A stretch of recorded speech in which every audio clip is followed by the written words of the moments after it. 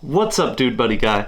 I'm Jaden Kuhlman, and today I wanted to do a tier list of the greatest guitarist of Generation X, the tell-all playboy, Captain Backfire himself, John Mayer. We're starting this list off with the absolute banger of a debut, Room for Squares, which is probably in the conversation for one of the strongest first albums in anyone's music career. The world got a taste of John Mayer on his 1999 EP, Inside Once Out, and a lot of the best songs on there end up on Room for Squares, with the exception of Comfortable. But I think that was a good career move because it's what you come to expect in early John Mayer, but it might have eclipsed most of the other songs that he was doing. Not in quality, but in accessibility. Room for Squares is just incredible. It is just hit after hit in terms of quality songs. You got No Such Thing, going into Why Georgia. You have My Stupid Mouth, which is really a good encapsulation of the things John Mayer will say later in his career. And of course, Your Body is a Wonderland, his first major success. We've just recently found it's actually about his high school girlfriend. It was written before he had ever met a celebrity, which it's rumored to be about Jennifer Love Hewitt or Minka Kelly. We have Neon, which includes one of the best guitar riffs of the last 25 years. Going into City Love 83, 3x5,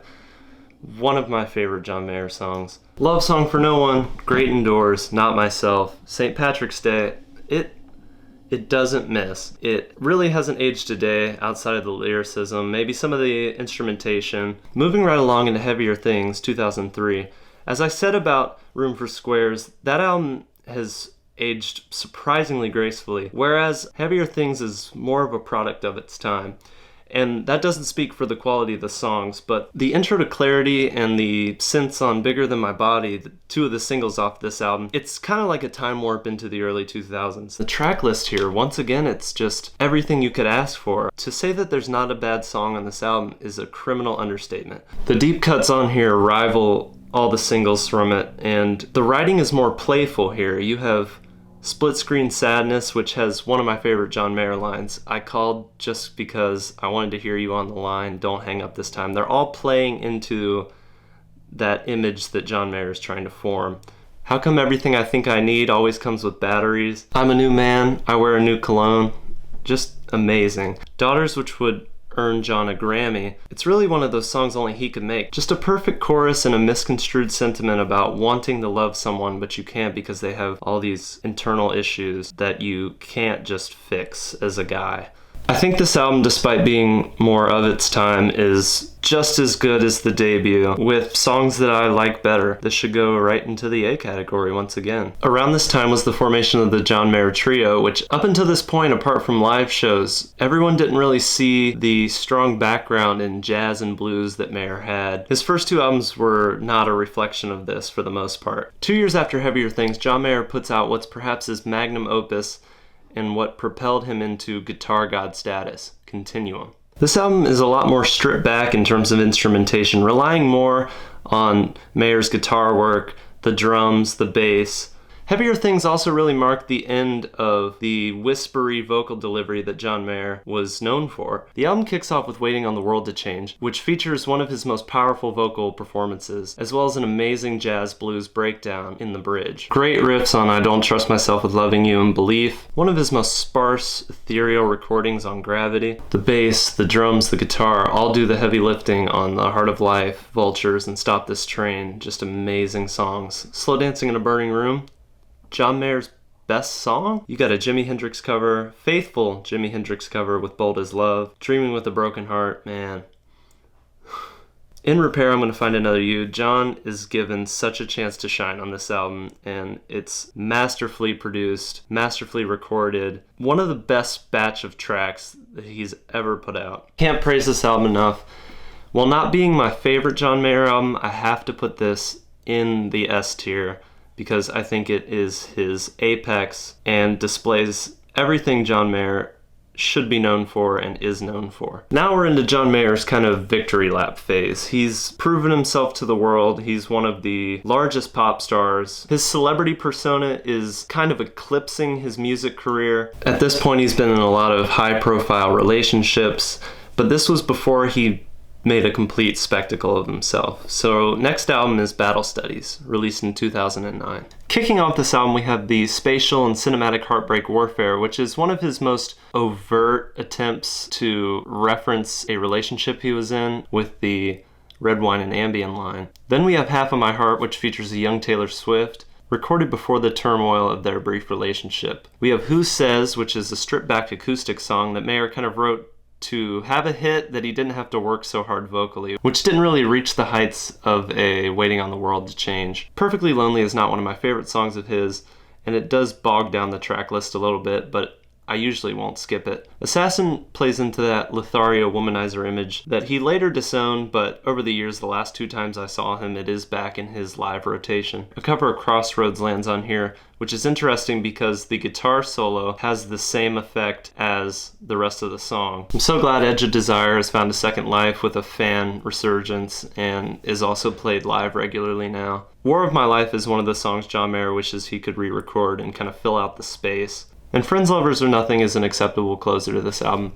This is the last album in the great run John Mayer had in the 2000s. After this, he put out a few bombshell Playboy interviews, as well as the Taylor Swift song Dear John, which I think really hurt his career throughout the 2010s. This is when John retreated, moving to Montana, and this is where we kind of see the wheels start to fall off a little bit. Before we move into 2012's Born and Raised, we have to place Battle Studies, and I'm going to put it in the A row, and for me, it's always been Between Heavier Things and Battle Studies is my favorite Mayer album, but recently, I've really been in a room for squares. I love what it has to say.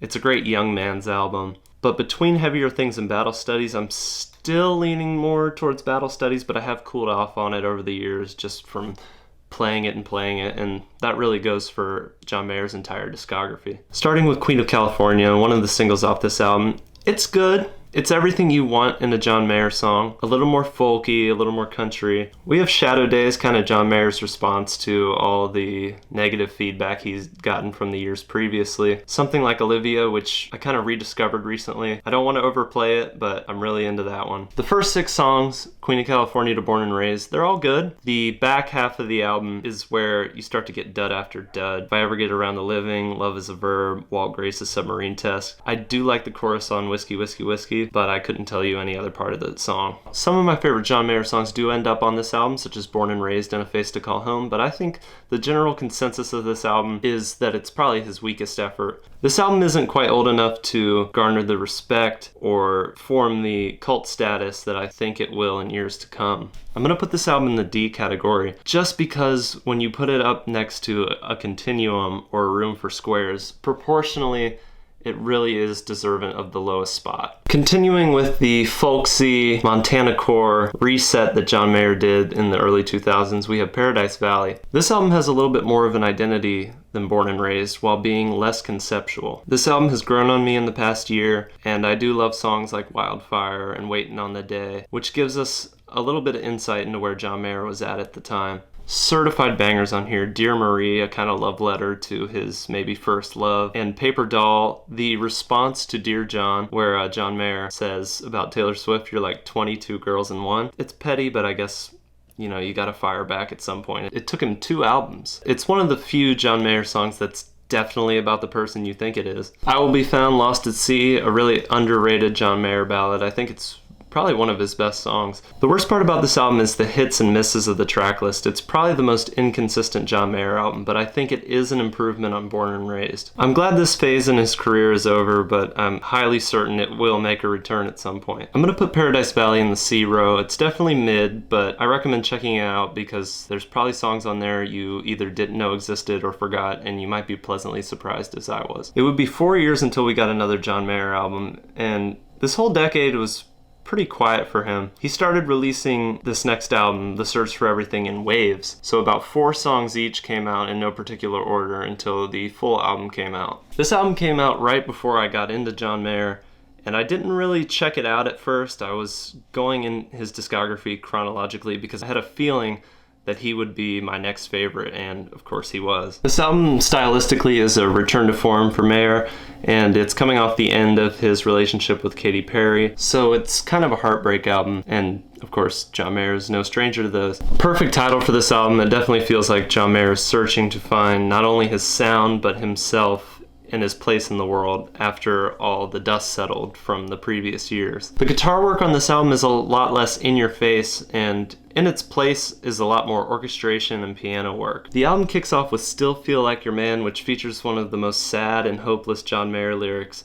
I still keep your shampoo in my shower in case you want to wash your hair. Roll It On Home is a continuation of what we saw on Mayer's last two albums, and the closer song, You're Gonna Live Forever in Me, is one of the rare John Mayer piano ballads. And vocally, it's nothing flashy. He's really just saying the lyrics in a falsetto. I like most of the songs on here, but this album kind of feels like a mixtape. It's kind of a string of conscience and ideas. I definitely choose this album over Born and Raised in Paradise Valley. This is Mayer's comeback album, and it's definitely his most overt display of This Is Where I Am, which is perfect. It's called The Search for Everything. I'm going to also put this in the C row. Now we're on to Mayer's latest album at the time of this recording, Sob Rock, released in 2021, and it's great.